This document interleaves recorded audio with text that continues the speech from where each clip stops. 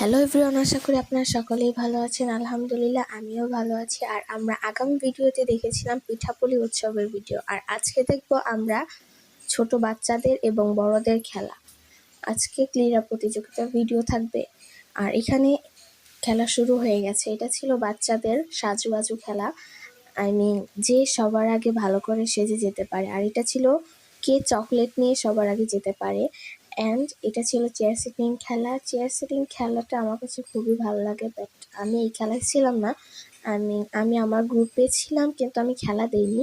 আমি 6 গ্রুপের ছিলাম, বাট আমি খেলা দেইনি, কারণ আমি মাদ্রাসায় ফার্স্ট এসেছিলাম। এর জন্য ভাবতেছিলাম প্রথমে আগে দেখি কিভাবে কি হয়, তারপর থেকে পরের বছর থেকে আমি খেলা দিব।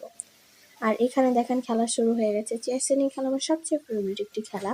এটার মতো ফেভারিট খেলা আমার নেই, বাট আমি দিইনি যেহেতু খুব মিস করতেছিলাম। ভাবতেছিলাম যে আমি কেন এটা দিলাম না, বড় একটা মিস করে ফেলেছি। আর আপনাদেরকে কি বলবো, এই ক্রীড়া প্রতিযোগিতা আমার খুবই ভালো লাগে। আর এখানে বাচ্চাদের বিস্কুট খেলা হচ্ছিল, আর বিস্কুট খেলা আমার খুবই প্রিয় একটি খেলা। চেয়ার সিটিংয়ের মতো নয়, কিন্তু এটাও খুব প্রিয় একটি খেলা। ছোটোবেলায় একবার খেলেছিলাম অ্যান্ড ফার্স্ট হয়েছিলাম। এর জন্য মনে হইতেছিল এই বাচ্চাদের বদলে আমাকে দিলে মনে হয় আমি আবারও ফার্স্ট হইতাম। যাই হোক, এর চেয়ে মজার খেলা ছিল অন্য একটা, আপনাদেরকে অবশ্যই দেখাবো। এখানে ফার্স্ট সেকেন্ড থার্ড হয়ে গেছে। আর এখন আমরা দেখবো সবচেয়ে মজার খেলাটি হচ্ছে এই খেলাটি। এটা হচ্ছে ছেলেদের খেলা, বড়দের।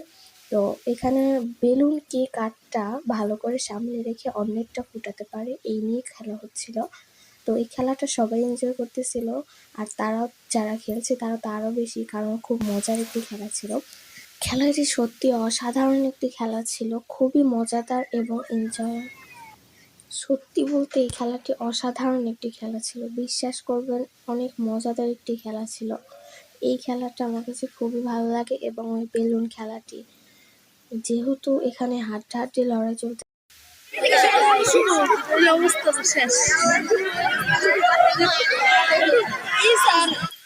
আপনারা দেখতেই পেলেন কিভাবে মানুষ এক্সাইটেড ছিল অ্যান্ড সবাই হাততালি দিতেছিল, কারণ আনমেরিটটা জিতে। আজকের ভিডিওটি এই পর্যন্তই। সবাই ভালো থাকবেন। আল্লাহ হাফেজ।